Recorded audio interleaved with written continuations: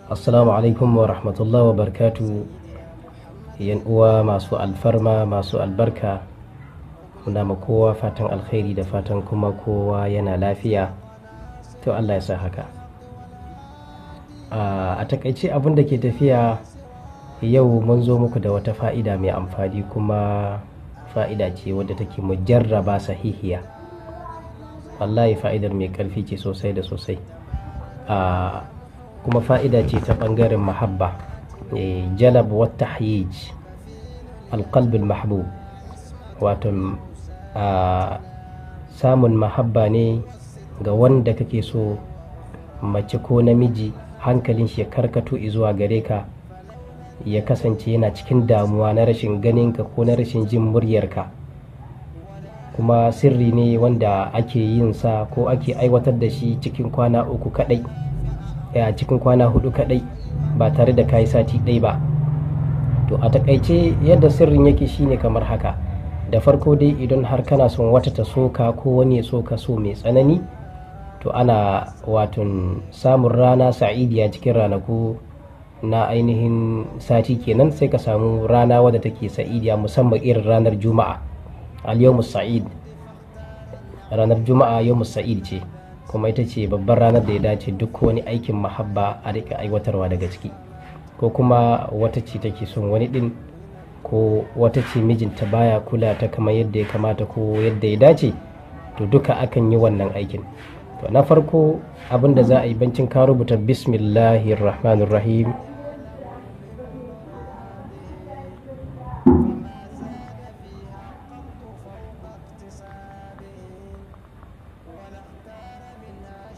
bismillahir rahmanir rahim, bancin ka rubuta ta haka, bismillahir rahmanir rahim,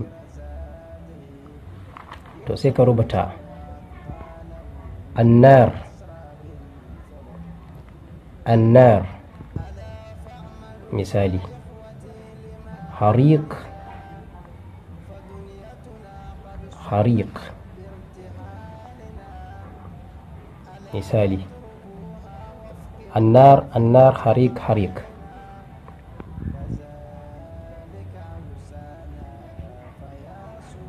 حتى لا يطيق حتى لا يطيق. to wanda kake so, idan mace ce take son namiji, nan za ta sa sunan shi, bi ma'ana fulan ibn fulana.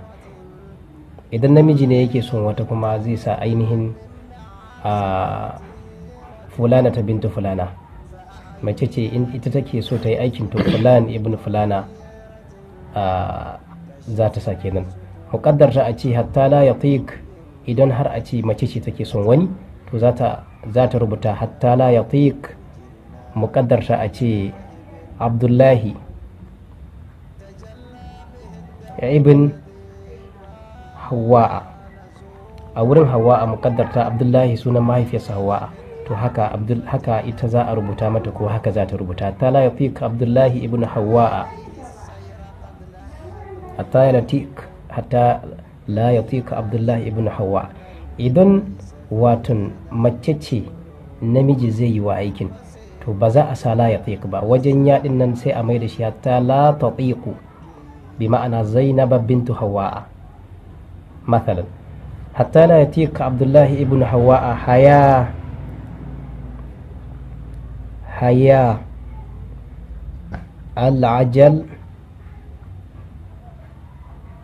العجل الساعة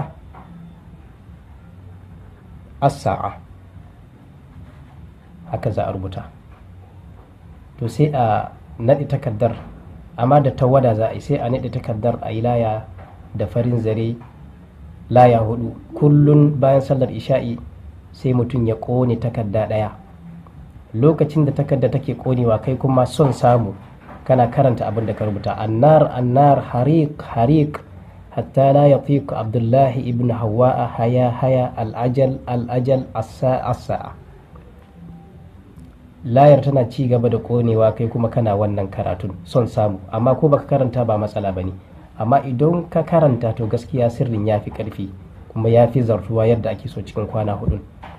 bancin ka kada layar ka nemo garwashin wuta cikin marfin kwano ka ainihin kada layar ciki za ka yi wannan addu'a ko mu ce za ka karanta wannan jumloli din. Ba wai haka ɗaya za ka ɗauki layar ka kada cikin garwashin wutan da ake girki ba, za ka ɗebo garwashin wutan ne cikin marfin kwano.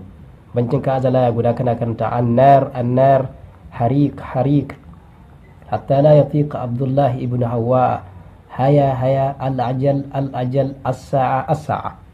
Shikenan haka za ka rika yi tsawon kwana 4 to insha Allah za a samu natijar yadda ake so, kuma insha Allah bukata za ta biya da gaggawa. wannan sirri ne qati' as-sayf, hada sirrun mujarrabun, hada sirrun mujarrab qati'un,